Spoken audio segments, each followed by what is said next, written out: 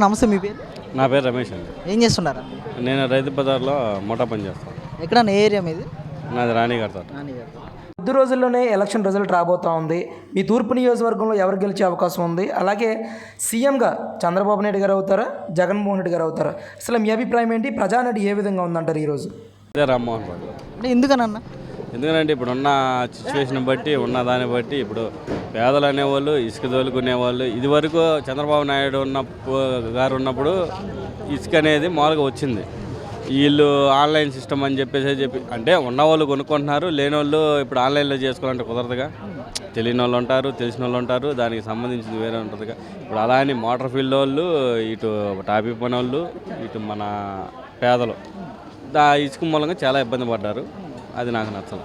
అంటే ఈరోజు 10 ఏళ్ళుగా ఎమ్మెల్యే ఉన్న గద్దె రామ్మోహన్ గారు పేదలను ఎవరిని పట్టించుకోలేదు, ఒక సామాజిక వర్గాన్ని అభివృద్ధి చేసుకుంటూ వెళ్ళారు, మా ఏరియాకి ఎవరు డెవలప్ చేయలేదని చెప్పి చాలా ఆరోపణలు చేస్తున్నారు. ఏం చెప్తారా? అది మూర్ఖులు అంటాను అన్న నేను. అంటే ఏరియా నువ్వు వచ్చేసి చూసి మాట్లాడితే అది వేరు. అంటే ఇప్పుడు మీడియా దొరికిందని చెప్పేసి నువ్వు ఏది పడితే అది మాట్లాడితే అది కరెక్ట్ కాదు. అంటే డెవలప్ అయిందా లేదా అని చెప్పేసి నువ్వు రావాలి, చూడాలి, తెలుసుకోవాలి, తెలియపరచాలి ప్రజలకి. అంటే ఇప్పుడు నువ్వు మామూలుగా ఇప్పుడు జనాల్ని ఇప్పుడు ఉన్న వాళ్ళని కూడా సోమరిపోతులు చేసినట్టు. ఇప్పుడు అమ్మఒడి అని అదని ఇదని ఏదో ఒకటి పెట్టారు, సచివాలయాలు పెట్టారు, దాన్ని కూడా తాకట్టు పెట్టుకున్నారని తెలిసింది, మామూలుగా వచ్చింది. అది కూడా పెద్ద ఇది రంగా నేను అనుకుంటున్నా. అంటే ఈరోజు యువత పరిస్థితి ఎలా ఉందన్న మీ ప్రాంతంలో? ఏంటి అసలు? చంద్రబాబు నాయుడు గారు ఉన్నప్పుడు అయితే యువత పరిస్థితి కొద్దిగా పర్లా. అంటే మన రోడ్లు వేసే విషయంలో కానీ ఏదైనా కానీ ట్రాన్స్పోర్ట్లో కానీ ఏదైనా కానీ చాలామందికి పని దొరికింది. ఇప్పుడున్న సిచ్యువేషన్ ఏంటంటే మా వాళ్ళు ఉన్నారు సచివాలయంలో, వాళ్ళు వాలంటీర్లు వీళ్ళు ఉన్నారు అనుకోవటం తప్పించి పని అవ్వట్లేదు. అందుట్లో యువత కూడా కొద్దిగా ఖాళీగానే ఉన్నారు. అంటే అన్న ఈరోజు రిటర్నింగ్ వాళ్ళ విషయంలో దాదాపు మొత్తం మేమే పూర్తి చేసాము, టీడీపీ వాళ్ళు ఊరికే శంకుస్థాపన చేసి వెళ్ళిపోయారని చెప్పి చాలా ఆరోపణలు చేస్తున్నారు. ఎవరు పూర్తి చేశారంటారు? ఏం చెప్తారా? ఇప్పుడు చంద్రబాబు నాయుడు గారు మొదలుపెట్టిన బ్రిడ్జే కదా ఇది. ఫ్లేవర్ ఇది కానీ అది కానీ ఆయన బ్రిడ్జ్ మొదలుపెట్టిన తర్వాత ఈ సంవత్సరం ఆయన నెగ్గి, అదే పోయిన ఎన్నికలు ఆయన నెగ్గి దీన్ని మామూలుగా ఓపెనింగ్ చేసుకున్నారు. అదంతా మన అకౌంట్లో వేసుకున్నానంటే అటు కుదరదుగా. ఆయన మొదలేసింది, ఆయన చివరి దాకా తీసుకొచ్చాడు.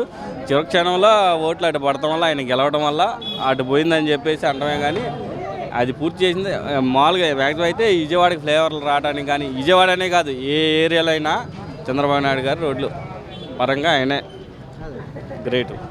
దేవినేని అవినాష్ గారు సవాల్ చేస్తున్నారు, ఈ నియోజకవర్గంలో నేను మంచి చేస్తున్నాను, జగన్మోహన్ రెడ్డి గారు ఇచ్చిన సంక్షేమ పథకాలన్నీ కూడా ప్రతి ఇంటికి అందాయి, ఈరోజు రిటర్నింగ్ వాళ్ళు కట్టించాము, సెంటు స్థలం కూడా ఇచ్చాను ఈ ఏరియాలో అని చెప్పి ఇలాంటి వ్యాఖ్యలు చేస్తూ గెలుస్తానని చెప్పి సవాల్ చేస్తున్నారు కదా, ఏం చెప్తారు? ఈ రోడ్డు మొదలేసి వారం అయిందన్న, ఉపయోగం ఏముంది? వేయలేదుగా. మూల రోడ్డు ఇది బ్లాక్ చేసి అడ్డు పెట్టారు. ఇప్పుడు మందే కదా ప్రభుత్వం, వాళ్ళ ప్రభుత్వంలో చేయాల్సిందంటే క్షణంలో చేయొచ్చు. ఇది చిన్న రోడ్డు, ఈ వారం అయింది ఇక్కడ పోసి. ట్రాఫిక్ ఎంత, ఈ రోడ్డు ఎంత, ఈ ఏరియాలు ఏంది, అదే చూసుకోవాలి కదా. వారం అయింది, ఏం చేశారు? చేయలేదు కదా. మరి ఎలా ఉంటుందంటారా ఈసారి? ఎన్ని సిద్ధాలు చేసినా ఎన్ని పెట్టుకున్నా కానీ ఉపయోగం లేదా. చూశారు, పడ్డారు, కష్టాలు పడ్డారు. ఈసారి పడాలనుకోరు ఎవరు. 4 సంవత్సరాలు పడ్డారు, ఇంకో 4 ఏళ్ళు పడాలంటే కష్టం కదా. చంద్రబాబు నాయుడు గారే గెలుస్తారు.